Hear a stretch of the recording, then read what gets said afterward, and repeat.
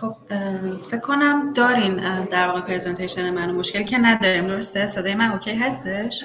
بله شیما جان، اوکی همه چی. خب مجددا سلام، عصر همگی بخیر. من شیما هستم. حالا اگه بخوام اولی من در مورد خودم بگم، بیشتر تایم کاریم رو من کارشناس جذب بودم، تو صنایع مختلف کار کردم، تلکام کار کردم، FMCG کار کردم، تو صنعت دارویی کار کردم.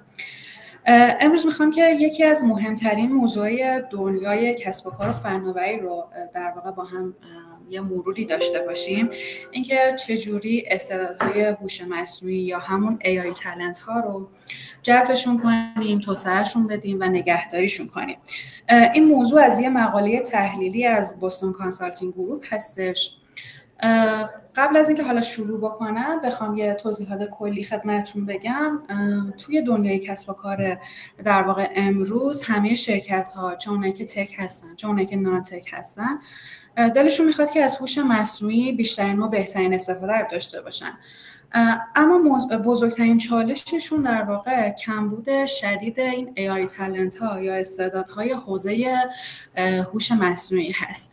این مقاله کمکی به ما میکنه که ما مزیت رقابتی رو تو سازمانمون ایجاد کنیم که بتونیم به هدفمون که همون بیشترین استفاده از AI talent ها هست یا حوزه های AI هست رو برسیم. بخوام یه اوورویو کلی در مورد خود مقاله بدم، اول در ارتباط با اینکه کلاً AI talent ها به چه کسایی گفته میشن توضیح میدیم. بعد اهمیت این موضوع که چرا باید به این استعدادها ما یه توجه خاص داشته باشیم و اشتباهات رایجی که در مورد این استعدادها و نحوه برخورد شرکت باهاشون وجود داره که باعث میشه که نرخ خروجشون زیاد بشه با هم صحبت میکنیم. بعدم خود مقاله 4 تا استراتژی معرفی کرده که موفقیت ما رو نسبت به این استعدادها تو سازمان بیشتر میکنه. بعد از اونم یک کیس استادی با هم دیگه مرور میکنیم در مورد حالا یه شرکت دارویی هستش. تو هر قسمتی من حالا خواهشم این هستش که هر جایی اگه فکر میکنین مثالی مرتبط در ارتباط با شرکت خودتون هست، میتونین که در واقع در موردش صحبت کنیم و بیشتر مسئله رو با هم تحلیل کنیم. قسمت اول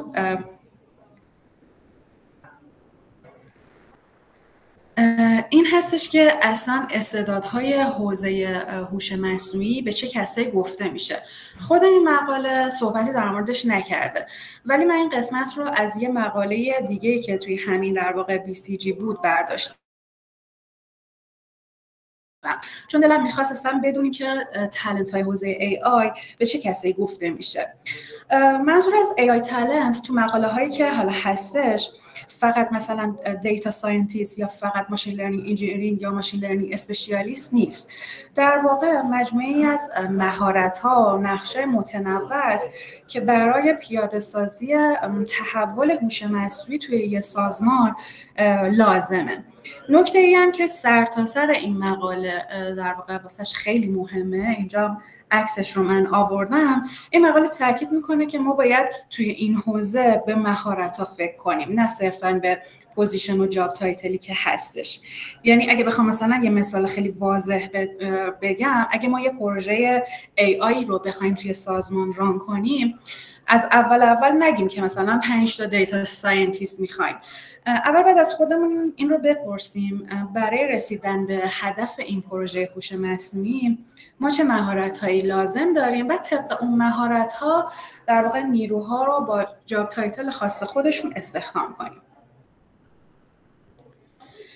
قسمت اصلی گروه‌های اصلی در واقع این AI talent ها هستن که به 4 دسته عمده تقسیم میشن. اولین دسته توسعه دهنده‌های زیرساختن، افرادی که مسئول ساخت و نگهداری زمین بازی داده هاست. حالا پوزیشن هایی که ما در واقع توی شرکتمون داریم، من یه خورده فکر کردم که به این قضیه بخوره، میشه مثلا دیتا آرکیتکت یا مثلا سولوشن آرکیتکت یا مثلا سافتور انجینیرینگ، کسایی هستن که توی این کاتگوری و حوزه قرار میگیرن. دسته‌بندی دومشون مدیران در واقع حاکمیت داده هستن. این افراد تضمین میکنن توی سازمان که داده‌های ما، داده‌هایی که در واقع جاری هست توی سازمان، چقدر شفافه، چقدر امنه، با کیفیت و قابل اعتماده. من پوزیشن خاصی مرتبط باهاش روی سازمان خودم پیدا نکردم، ولی یه مثالش میتونه متولی داده باشه. حالا اگه باز کسی در ارتباط با این موضوع پوزیشن خاصی منحصراً مربوط به این قضیه که حاکمیت داده رو به عهده داشته باشه، میتونه مثالش رو بهمون بگه. قسمت سوم پل‌های ارتباطی بین AI و در واقع کسب و کارمونه، بیزنس انگیجمنت رول هستش. این گروه مسئول ترجمه زبان تکنولوژی به زبان کسب و کارن. مثال واضحش که تو اکثر شرکت‌ها میتونه وجود داشته باشه همون بچه‌های پروداکت اونرمون هستن. دسته‌بندی چهارم میشه همون متخصصای ماشین لرنینگ یا دیتا ساینتیست، همون در واقع پوزیشن‌های شغلی که ما بیشتر فکر می‌کنیم AI فقط منحصراً اونا هستن، AI تالنت ها، ولی در واقع اینا همه توی 4 تا کاتگوری قرار میگیرن، استعدادهای هوش مصنوعیمون. بخوام به زبان ساده تری هم بگم، خود مقاله میگه که همه افراد چه با مهارت فنی باشن، چه با مهارت مدیریتی و یا کسب و کاری باشن، اینکه بتونن یه پروژه AI رو در واقع با همدیگه از یه داده خام تا اثر واقعی به کسب و کارشون تو سازمانشون اجرا کنن، میشن همون AI تالنت ها. حالا چه مهارتش فنی باشه، چه مهارتش از جنس مدیریتی باشه، چه مهارتش از جنس در واقع بیزنس باشه.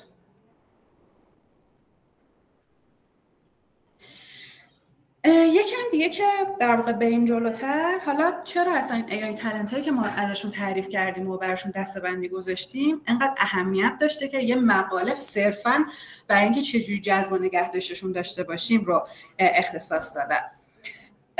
خود BCG میگه که شرکت هایی که بیشترین ارزش رو از هوش مصنوعی همون AI میگیره از یه فرمول ساده استفاده میکنه، قانون 10-20-70. 10% مربوط به طراحی الگوریتم‌ها، یعنی یه بخش کوچیک کار در واقع روی اون مدل‌های ریاضی و توسعه الگوریتم است. تو ظاهر همه ما شاید فکر کنیم که هوش مصنوعی ارزشش همینجاست، ولی در واقعیت و اون جایی که سازمان باید وقتشو بذاره، انرژیشو بذاره، بودجه واسش بذاره، سهمش خیلی کوچیک‌تر از این حرفاست. 20% مربوط به ساخت تکنولوژی‌های پایه است، یعنی یه سری ابزار، زیرساخت داده، پلتفرم هایی که این AI روش قراره که در واقع اجرا بشه. بیشتره در واقع سهم این کیک 70%ش تمرکز داره روی انسان‌ها و فرآیندهای توی سازمان، یعنی بزرگترین بخشی که شرکت باید روش سرمایه گذاری کنه روی تطبیق افراد و فرآیندهای کسب و کارش با هوش مصنوعی هستش. تو هر کدوم از قسمت‌های بحث، چون گارتنر تحقیق خیلی زیادی توی AI انجام داده، حالا چه روی بیزنس، تاثیر AI روی بیزنس، چه تاثیر AI روی HR، من یه سری اینسایت هایی هم میارم. یعنی در واقع مقاله فقط محدود به مقاله BCG نمیشه، گارتنر هم داخلش هستش. توی این قسمت هم اینسایتی که گارتنر داره توی گزارش AI in HRش خودش گفته که 70% از موفقیت پروژه های AI به مدیریت تغییر یا همون چنج منیجمنت و پذیرش کارکنان بستگی داره، نه تکنولوژی صرفی که ما استفاده کنیم. خیلی از پروژه ها شکست میخوره چون سازمان ها یاد گرفتن که یا هنوز یاد نگرفتن که چجوری استفاده کنن. فقط روی ابزار تمرکز داره، نه روی تغییر رفتار کارکنان، نه روی در واقع اصلاح فرهنگ بر مبنای اون پروژه AI که جاری میشه توی سازمان. هر جا که سوالی هست یا هر مطلبی هستش که دوستان اضافه کنن از شرکتاشون، من این مکسا رو میکنم که اگه صحبتی بود من در خدمتتون باشم.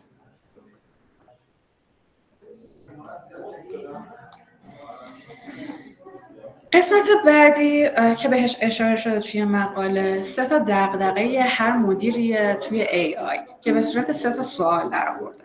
سوال اول اینه که ما چجوری این استعدادهای در واقع AI تالنت رو جذب و توسعه و نگهداری کنیم. اینجا گارتنر گفته 63% از CHROها گفتن که کمبود مهارت بزرگترین مانع تحول دیجیتال سازمانشونه.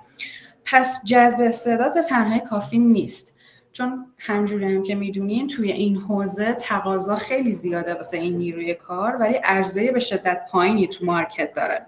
پس باید روی توسعه و نگه داشته این AI تالنت ها هم فکر بشه.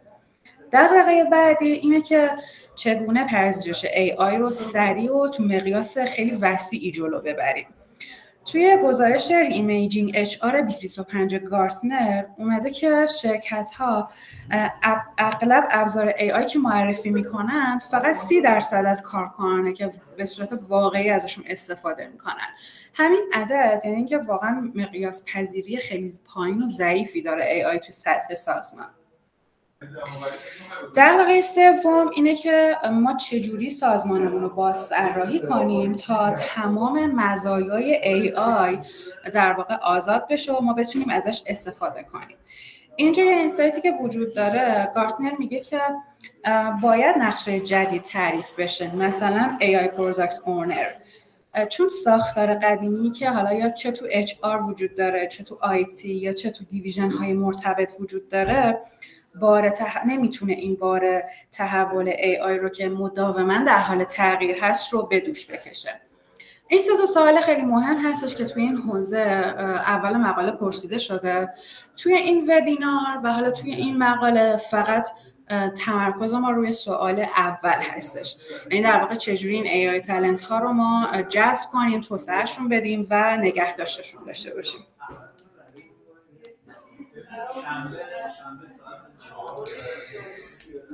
یه سری اشتباهات در ارتباط با مدیریت این افراد پیش میاد.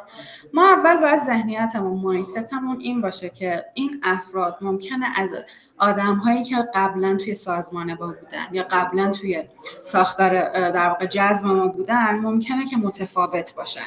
پس یه سری اشتباهات در قبالشون پیش میاد توی سازمان که به سرعت باید شناسایی بشه و در ارتباط باش راه حل ارائه بشه.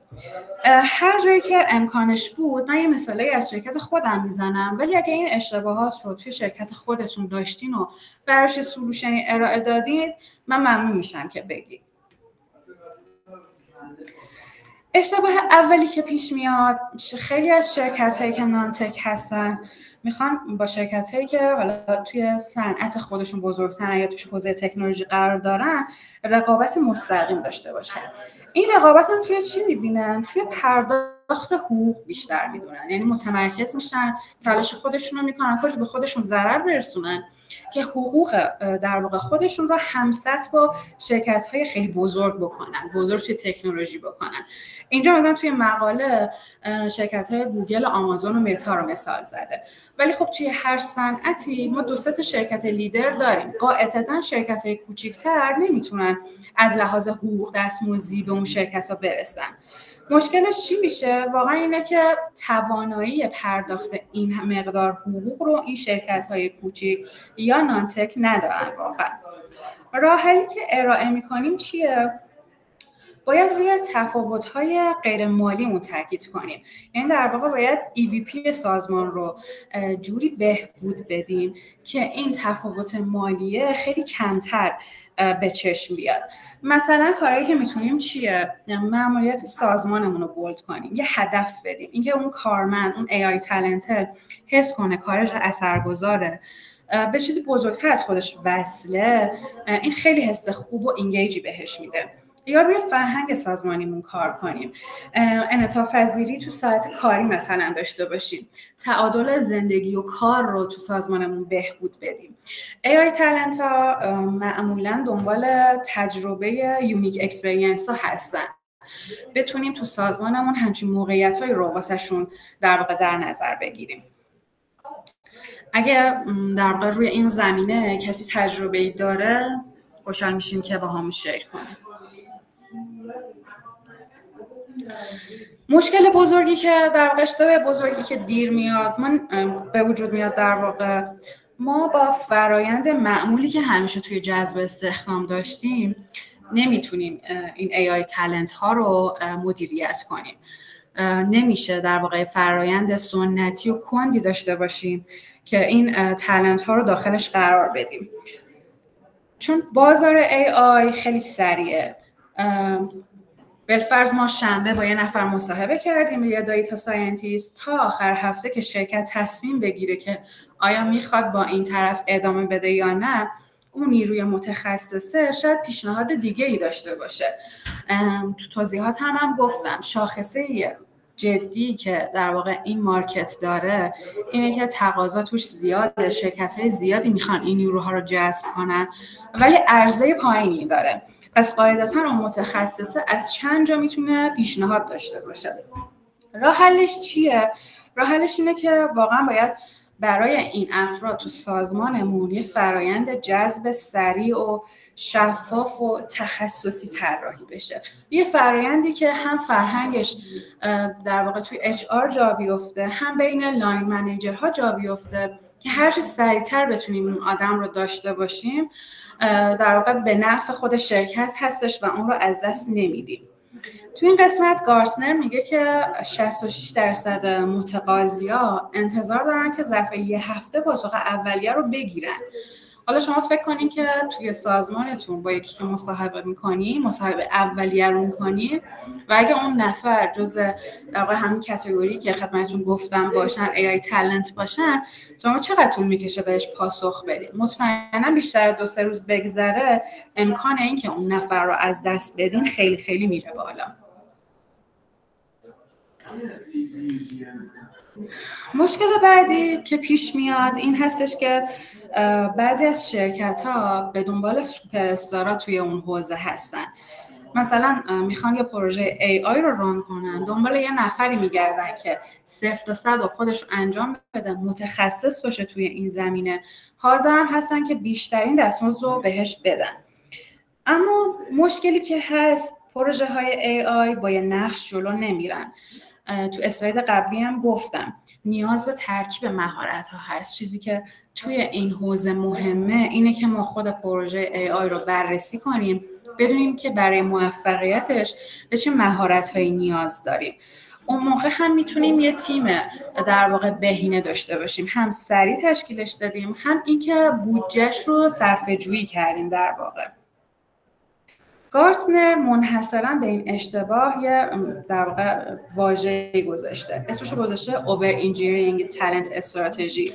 یعنی ما بخوایم تمرکز کنیم روی ابرنخبه ها توی این حوزه، باعث میشه که نقش‌های مکمل که اتفاقاً هم به همون اندازه مهم هستن رو نادیده بگیریم.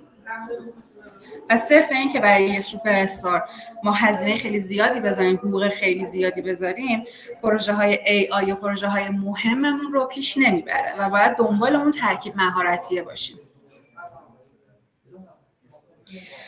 اشتباه بعدی که پیش میاد اینه که در واقع جامعه مشخص یا رهبر متخصص توی سازمانمون برای این نیروی AI نداشته باشیم. نیرو رو استخدام میکنیم، میاد سر میزش، اما یه احساس تنهایی داره، در واقع خودش رو جدا و بی ارتباط با بقیه سازمان میدونه.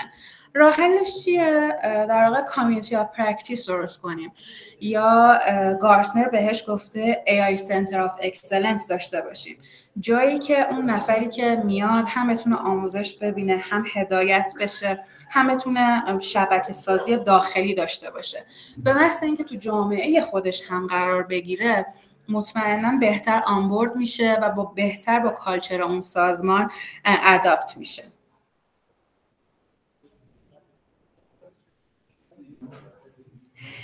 قسمت بعدی، مشکلی که در واقع پیش میاد این که ما بیشتر تمرکزمون رو فقط بذاریم رو جذب این آدم‌ها بدون اینکه توجهی به رشد شغلیشون داشته باشیم.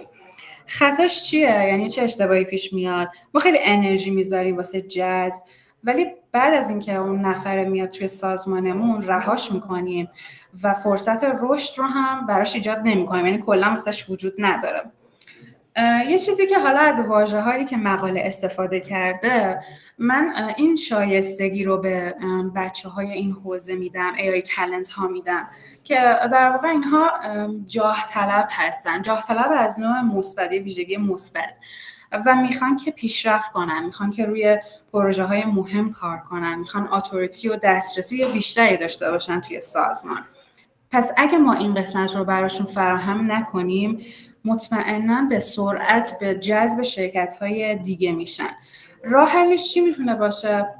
راه حلش اینه که براشون کریر پس روشن و مشخص داشته باشیم که آقا قراره که اگه شما بیای اینجا بر اساس توانمندی انقدر سال دیگه تو جات مثلا اینجاست، یا هر جور کریر پسی که هر جور لدر شغلی که اون سازمان داره.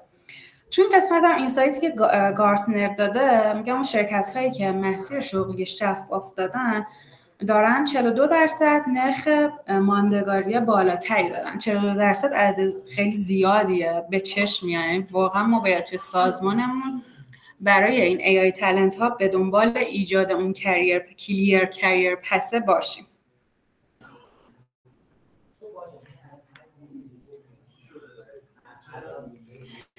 قسمت بعدی نادیده گرفتن فرصت بازآموزی یا همون ری اسکیلینگ هست.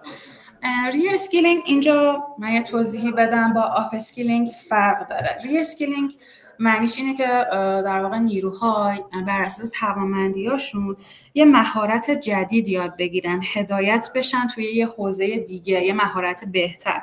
آپ اسکیلینگ یعنی که توی همون حوزه که هستن مهارت‌های خودشون رو ارتقا بدن.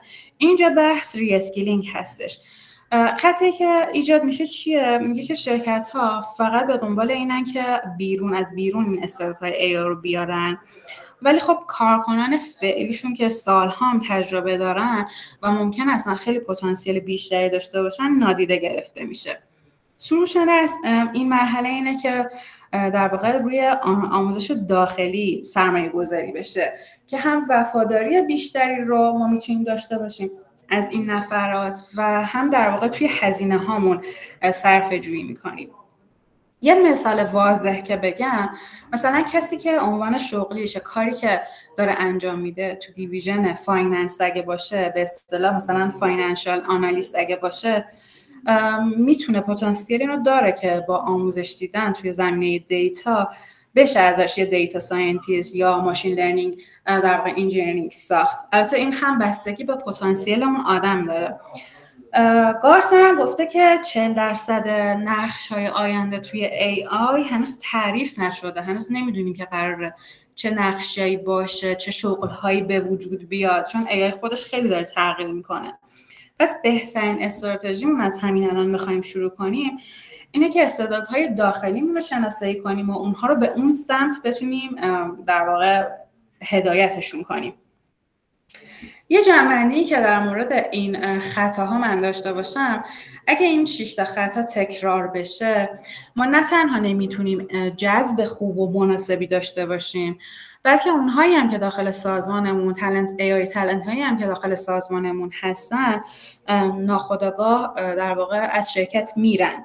خود آماری که حالا مقاله داده اینه که 40% کارکنان حوزه دیجیتال فعالانه دنبال شغل هستن، 75% هم ما انتظار داریم که به زودی شغل خودشون رو ترک میکنن، چون غالبا توی در واقع شرکت ها و سازمان ها این اشتباهاتی که در قبال تالنت AI ها انجام میشه شناسایی نمیشه، براش سلوشنی داده نمیشه.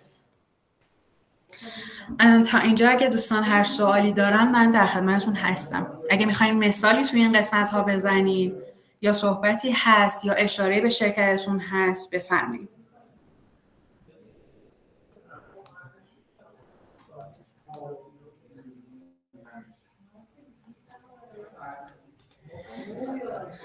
قسمت بعدی، حالا برای اینکه ما موفق باشیم تو برخوردمون توی جذب و نگهداری و در واقع دیولپ کردن این استعدادها 4 تا استراتژی رو در واقع مقاله بست داده و واسمون توضیح داده. اولیش آنتیسیپیت هستش. نیازهامون اول باید ما پیش بینی کنیم.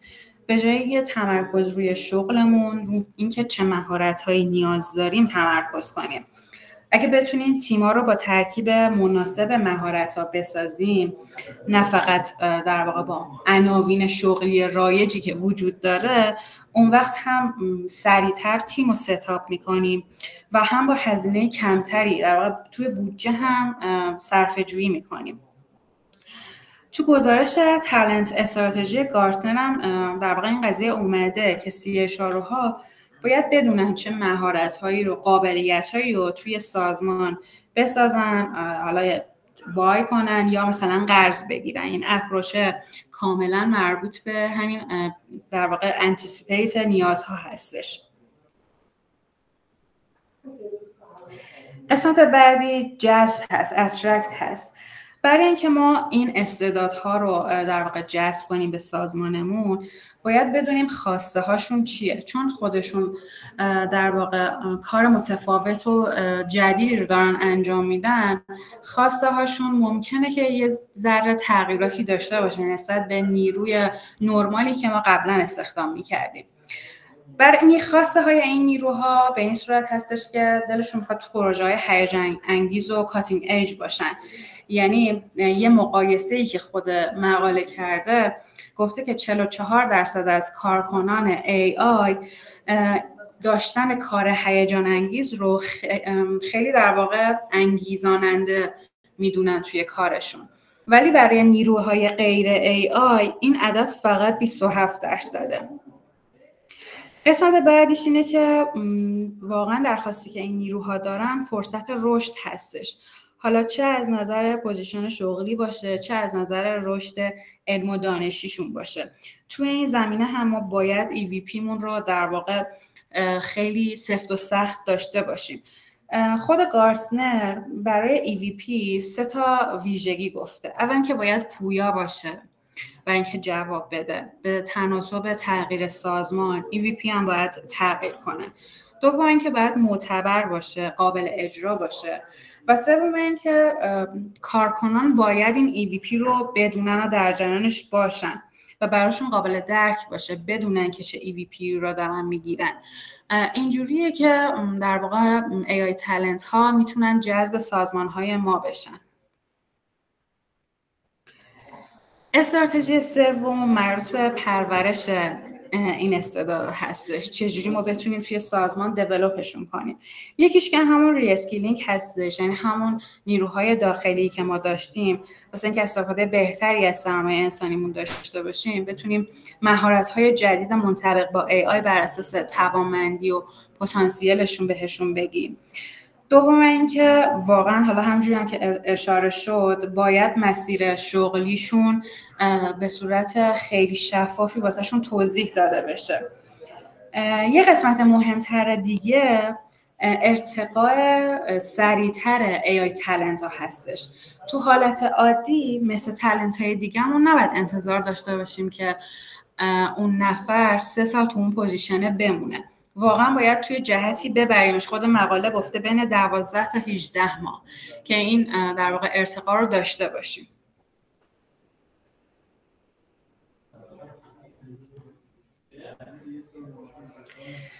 قسمت بعدی استراتژی چهارم و استراتژی آخر اینگیج نگه داشتن این نفرات هستش. خب ما خیلی وقتا تو سازمانمون موفق میشیم که استعدادهای خوب رو استخدام کنیم، اما مشکل بعدش شروع میشه. چیکار کنیم که افراد بمونن، با انگیزه کار کنن، احساس ارزشمند بودن داشته باشن؟ یه چند تا تیپ در واقع این مقاله به همون گفته. اول اینکه حالا یه مأموریت داشته باشن، بتونی براشون یه داستان قوی بگی. افراد AI تالنت AI ها خیلی به معنا و اثرگذاری کارشون اهمیت میدن. پول براشون مهم هست ولی باید فکر کنن که کارشون هم مهمه. من میخوام یه مثالی حالا خیلی واضح از شرکت خودمون بگم. استراتژی شرکت ما توی این سالها این بوده که از تلکو به تکو تبدیل بشه، یعنی از تلکامیونیکیشن کامپنی به تکنولوژی کامپنی که کاملا مرتبط با تحول دیجیتالش هست تبدیل بشه. داستان قوی که ما میتونیم به این AI تالنت ها بدیم این هستش که شرکت ما در واقع میتونه بده. مثلا ما میتونیم بگیم که با هوش مصنوعی اینترنت و خدمات دیجیتال رو میتونیم هوشمندتر، سریعتر و حالا پرسونالتر کنیم تا تجربه زندگی دیجیتال برای هر ایرانی ارتقا پیدا کنه. اینجوری که تعریف کنیم اون تالنت AI احساس میکنه که کارش خیلی فراتر از یه پروژه عادی داره پیش میره و این باعث انگیزه و انگیج شدنش میشه. قسمت سوم خیلی مهم هستش که آنبوردینگ ویژه‌ای داشته باشن این دوستان. نیروی AI که میاد، حالا ما همیشه در نظر میگیریم اون نفری که میاد 3 ماه تا 6 ماه این فرآیند آنبوردینگش باشه، ولی گاهن باید یک کاری کنیم که این دوستان یک سال اول تجربه خوبی داشته باشن. یه برنامه جامع 6 تا 12 ماهه براشون برای ورودشون طراحی کنیم.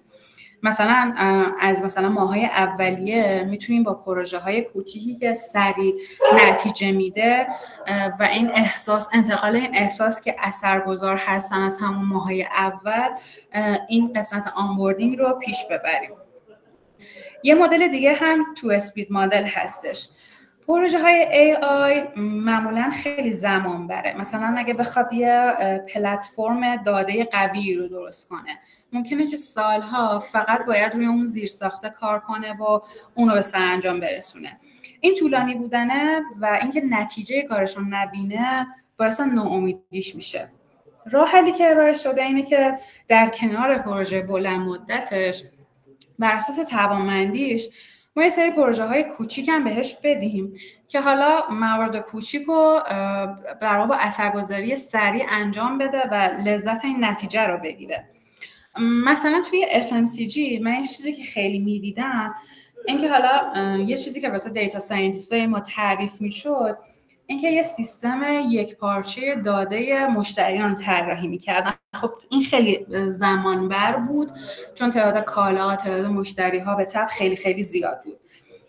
پروژه های کوتاه مدتشون چی بود؟ حالا اونم خود سازمان واسهشون طراحی نکرده بودن، خود این دیتا ساینتیست برای خودشون در واقع این پروژه رو تعریف کرده بودن. اینه که یه مدل کوچیک درست میکردن برای اینکه ببینن مثلا هفته آینده پیش بینی کنن که پرطرفدارترین کالا بین مشتریان چیا هستش. باز اگه توی این 4 تا استراتژی که حالا گفته شد شما صحبتی داریم، من خوشحال میشم که بشنوم. یه قسمت آخر این اینگیجم که مونده در ارتباط با حالا هدایت مدیرا و رهبران. ما اگه نیروی AI داشته باشیم ولی تیم لیدرش، مدیرش اون حمایتی که باید و از اون نفر نداشته باشه و اون نفر احساس کنه که کارش اصلا جدی گرفته نمیشه، مدیرش کارشو نمیفهمه، جدی نمیگیره، اینم باعث میشه که اون انگیجمنتش رو از دست بده. کاری که مثالی که من میتونستم اینجا بیارم، اهداف پروژه های AI رو اگه ما بیاریم تو KPI مدیرا تا حالا انگیزه براشون بشه که به صورت جدی‌تر این قضیه رو دنبال کنن، به صورت جدی‌تری حمایت از این تالنت ها داشته باشن، میتونه تاثیرگذار باشه تو انگیجمنت AI تالنت ها. خب ما یه توضیحات کلی در مورد دسته‌بندی AI تالنت ها دادیم. اصلا که توضیح دادیم که اصلا چرا مهم هستن و مشکلاتی که در قبالشون پیش میاد توی سازمان ها رو توضیح دادیم و استراتژی هایی که خود مقاله پیشنهاد میکنه که اونها رو انجام بدیم در واقع باعث میشه که این AI تالنت ها جذب بشن و موندگار بشن توی سازمانمون. به صورت ترکیبی ما اینجا یک کیس استادی داریم که خود مقاله آورده. کیس استادیش هم مربوط به یک در واقع شرکت دارویی هستش. حالا در ادامه میگم که چرا اصلا یه شرکت دارویی رو در واقع انتخاب کرده. اول مشکل اولش اینجوری توضیح داده که این شرکت داروسازی که بزرگم هست تصمیم میگیره که AI رو تو فرآیند کشف و توسعه داروش وارد کنه. ولی چند تا مشکل داره. اول اینکه ساختار سازمانی و نقش‌ها برای AI مشخص و شفاف نبودن. تیم‌ها خیلی پراکنده بودن، کلابریشن مناسبی وجود نداشت. اتریشن ریت یا همون نرخ ترک شغل توی بین متخصصان داده و تحلیلشون بالا بود. فرآیند جذبشون خیلی داشت قدیمی و سنتی پیش میرفت. اومدن یه سری اکشن هایی انجام دادن توی در عرض 6 ماه. اول اینکه اومدن بازطراحی معماری شغلی انجام دادن. همونجوری که گفتم هر نقش و مهارتی که مرتبط با داده و هوش مصنوعی بود رو بازتعریف کردن. ساختار سازمانی که حالا مربوط به اون قسمت AI بود رو تعریف کردن. حالا مثلا قبلا اگه دیتا ساینتیست داشتن ولی نقشای دیگه‌ای هم مثلا مثل همون حاکمیت داده یا ماشین لرنینگ بهش اضافه کردن. این قسمت باعث شد که افراد بدونن دقیقاً چه وظایفی دارن و مسیر شغلیشون طبق ساختار به چه صورت پیش میره. مثلا قبل از اینکه این بازطراحی رو داشته باشن یه دیتا ساینتیست همه این کارا رو میکرد، همه کارهایی که مربوط به پروژه AI بود رو انجام میداد. داده جمع میکرد، داده کلین میکرد، سیستم درست میکرد. ولی وقتی که بازطراحی انجام شد همه این وظایف بین نقش‌های مختلف تقسیم شد و حالا هر کس تخصصی کار خودش رو انجام داد. اکشن بعدیش این بود که EVPش رو اومد قوی تر کردش. برای کارکنان AI تالنت هاش توضیح داد که اصلا چرا شما باید تو شرکت من کار کنین. در واقع همون داستانه رو براشون درست کرد. کار روی پروژه های حیاتیه که مرتبط با نجات جون بیمارا هستش.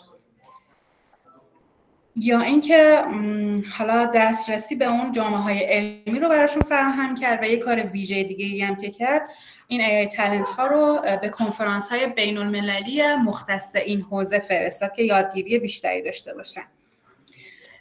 علاوه بر این استراتژی جذبش رو تغییر داد. قبلا اگه فرآیند جذبش طولانی و غیر تخصصی بود، بعد تغییر اومد از متخصصان جذب AI استفاده کرد. یعنی اجباری که صرفا روی AI تمرکز داره و جذب انجام میده که زبون فنی این بچه‌ها رو بفهمه و نیازشون رو بفهمه یا مثلا اونایی که تالنت هستن رو بتونه شناسایی کنه. اومد یه جامعه تخصصی داخل خود سازمان ایجاد کرد. تیمایی که کوچیک و پراکنده تو دیویژن‌های مختلف بود رو به هم لینک داد. مثلا اسمش هم گذاشت انجمن تحلیل داده دارویی.